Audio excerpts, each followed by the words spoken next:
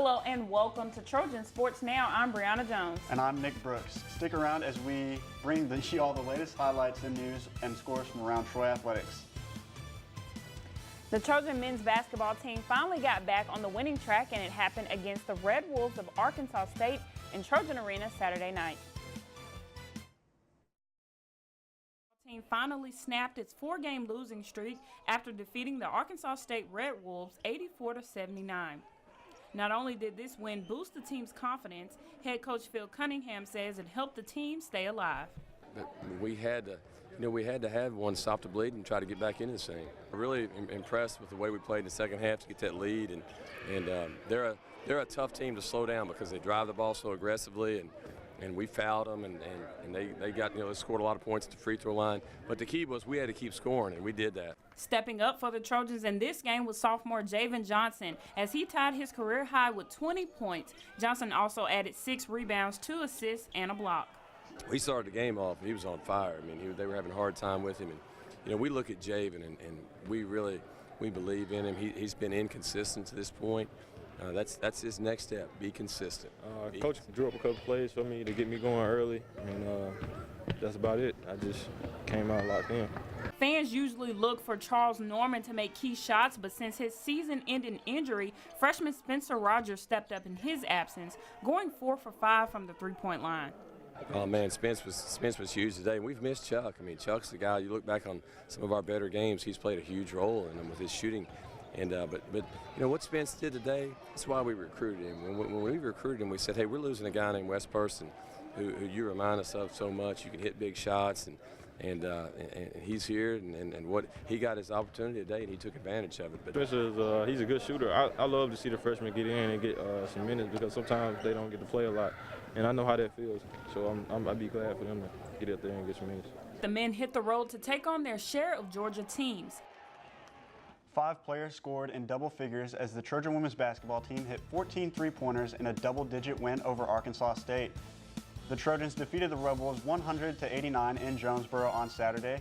Kayla Robinson led Troy with 16 points and was 3 of 4 from three-point range. Amber Rivers finished with 15 points on 5 of 10 shooting, and Jasmine LeBlanc, Shatarika O'Neal, and Japonica James chipped in with 11 points each. Tyra Johnson was 3 of 6 from three-point range to add 9 points. The triple-digit total marks the first time the Trojans have reached the 100-point plateau in Sun Belt play since 2016, and the second time this season. Wednesday night, the Trojan men's basketball team dropped a conference matchup in Atlanta last night, due in large part to a big second half from Georgia State. The Trojans fell to the Panthers 77-63 last night in the GSU Sports Arena. Troy was down by 1 at halftime, but a 17-3 run by Georgia State gave the Panthers a lead the Trojans couldn't overcome. Javen Johnson led the Trojans with 13 points and a career high of 5 assists. Thursday night, the Trojan women's basketball team looked to get some revenge on Georgia State Panthers after falling to them earlier in the season and receiving their first conference loss as a result of the game. However, as Stuart Bradley shows us, the Trojans failed their mission. After breaking their 2-game losing streak by putting up 100 points on Arkansas State last Saturday, the Troy women's basketball team hoped to get a win at home against Georgia State and split the season series. But things didn't go so well. Well, we're feeling really bad, of course, in Trojan Arena right now, because we had our hopes up for a great game and a win, and Georgia State really did a good job. They outplayed us from the very beginning. They outplayed us. The Trojans got off to a slow start in the first quarter as they were doubled up in points and never really recovered. Georgia State would lead by as much as 23 during the third quarter. Despite having a much better second half offensively, the Trojans never reduced their deficit to single digits. While Jasmine Robinson had a season-high 17 points and Japonica James recorded her first career double-double, the Trojans still struggled offensively. As a team, they went 9 of 34 from 3 and went 24 of 72 from the field. Another huge key for the Trojans was turnovers, as they turned the ball over 25 times, which led to 26 Georgia State points. The fact that they just kept getting the ball close to the goal and scoring kind of at will. We left three-point shooters open, especially in the first half. So many things, those are some of the things. Speaking of Georgia State, their offense shot almost 47% from the field and had 4 players in double digits. which included 19 points from Allison Johnson and a double-double by Nadia Wright. The Trojans lost by an official score of 85-70 and will look to bounce back this Saturday against Georgia Southern at 2 p.m. in Trojan Arena. Stuart Bradley, Trojan Sports Now. The Trojan baseball team is looking to build off their 2018 regional appearance, and although a 4-0 record would be nice, third baseman Drew Frederick says he wants to use this weekend to build off a good performance. That'd be great if we go 4-0, but being able to build off what we do this weekend, being able to learn off everything that happened throughout the weekend. Like last year we went 4-0, and then we went 0-4 the next 4 games. So just building off of what we do well, what we do bad, fixing the things that we do bad, and just building off the things that we do well is what we're trying to do in the first weekend. The final away match of the weekend proved to be a good one for the Troy Trojans as they dispatched Wofford College to remain undefeated in non-conference play. The Trojans took advantage of the doubles point as sophomore Paleo Atunya and senior Jaji Dwan claimed the win at number 1 spot, and 6'1" freshman Manuel Bernard and junior Oscar Michalik defeated Kyle Barr and John Crawford 6'4" with 1 point in the pocket. The Trojans were able to collect 3 singles wins that were needed to win the match. Despite losing the first two singles matches at number 3 and number 4 seeds, the team came back with wins from Paleo Atunya and Oscar Michalik.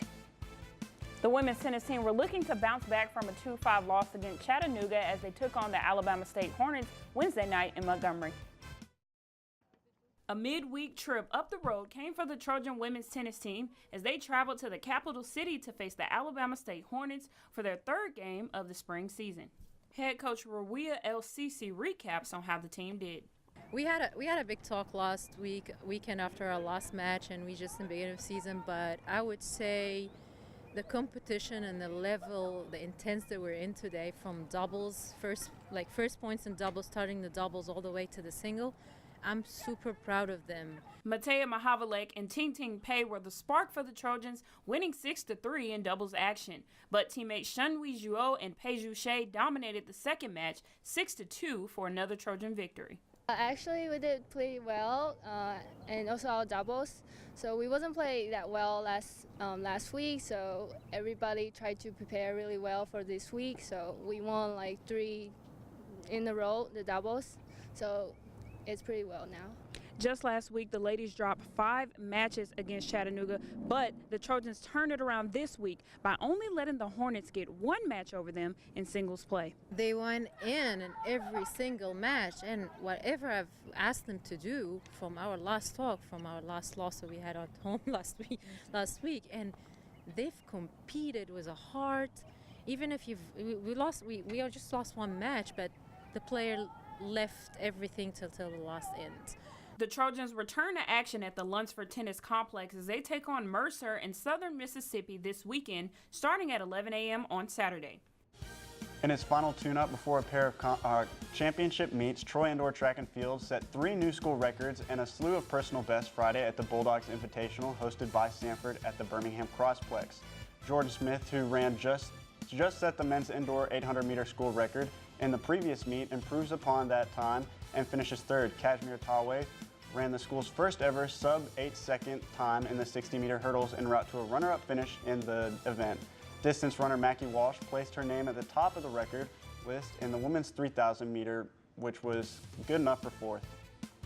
The Trojan softball team opened their season last Friday for the Troy University tournament, and their first opponent was the Terps of Maryland. Madeline Porter led Troy's offensive attack with a pair of hits, including a bases-clearing double against Maryland, while Stephanie Snyder also had a run-scoring double. Freshman Leanna Johnson struck out 7 batters in her debut for Troy.